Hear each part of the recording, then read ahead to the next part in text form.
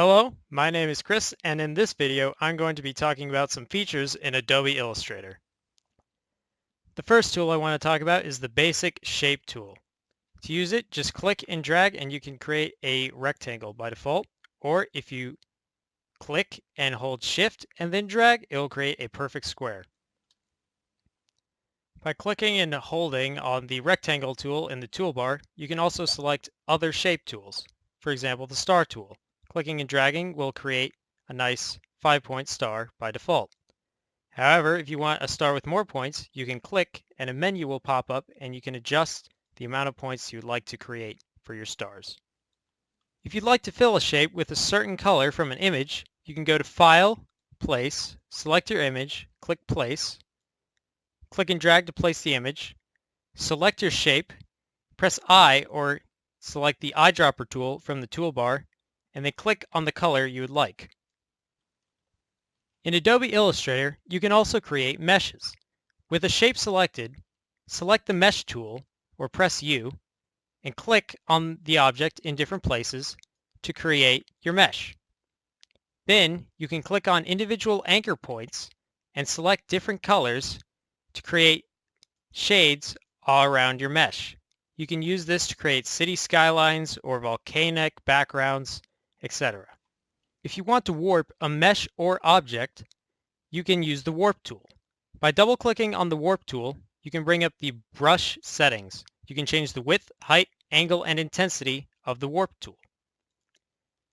By clicking and dragging on an object, you can warp it and create interesting shapes and new effects, as you can see here. If you want to create a custom object in Adobe Illustrator, you can use the Pen tool. Simply click to add an anchor point. Then click again to add another anchor point. Continue to do this all the way around the object you are trying to trace.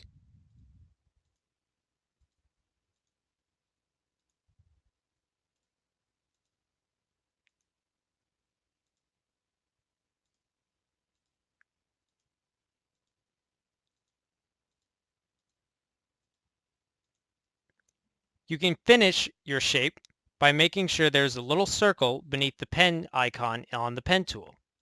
This will complete the shape. In Adobe Illustrator, anchor points are the basis of all shapes and objects, so it's important to know how to manipulate them. Select the Direct Selection tool or press A from the toolbar. With the Direct Selection tool, you can select an object, and then if you double-click on an anchor, you can manipulate that specific anchor. This is a really powerful tool in Photoshop since everything is based around anchors. You can also manipulate these points within the anchor to adjust the curvature of a point. In Adobe Illustrator, it's important to keep your shapes and objects organized. For example, if I want to create a series of circles above this rectangle in an organized manner, I can go to the Layers window here, click New Layer, make sure that layer is selected, grab my ellipse tool, and then click and drag over my rectangle, and I've kept my objects organized into layers of rectangles and layers of ellipses. This Layers panel also allows you to lock layers so that you can't select or move objects in that layer, and also organize them. For example, if I wanted the rectangle to be on top of the ellipse, I can click and drag layer 1 and move it above layer 2. In Adobe Illustrator, you can also change the transparency of an object. To do so, select an object, then click the Transparency window and change the opacity. This will change the transparency or the opacity of the object.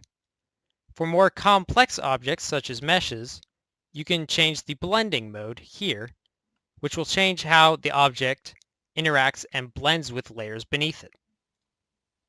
If you want to scatter a shape all over a design, then you can use a symbol and the symbol sprayer tool. For example, if I want to spray this dot all around my artboard, I can select it and then select the Symbols panel, and with the circle selected, I can select New Symbol. And we'll change that to graphic, the export type to graphic because it's not a movie. Now with your symbol that you want to use selected, select the Symbol Sprayer tool or Shift S and then click and drag across your artboard. This will create a collection of symbols sprayed randomly across your artboard. In Adobe Illustrator, the best way to draw by hand is to use the paintbrush tool. Select the paintbrush tool from the toolbar or press B, which is the hotkey, and then click and drag across your artboard. This will create a path that is drawn as you move your cursor. If you want to increase the thickness of your stroke, simply go to the stroke in the top left and increase it. This tool is especially useful if you use a digital drawing pad. In Adobe Illustrator, you can also add gradients to objects.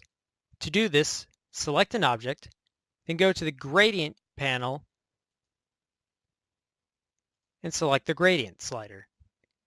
This will bring up a gradient that you can alter by double-clicking on the little box and arrows. You can go to your swatches and select various colors. To add another color, simply click below the gradient slider.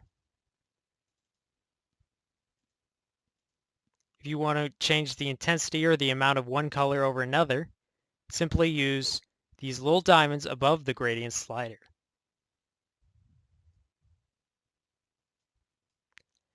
You can also change the angle of the gradient by using the angle.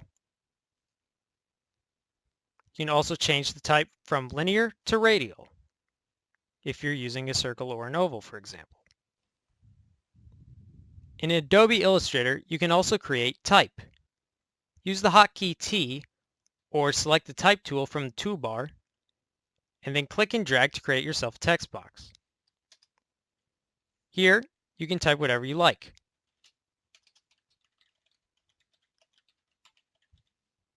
By highlighting the text, you can adjust its various properties such as the font, the boldness or italicization, or also the paragraph format of your text.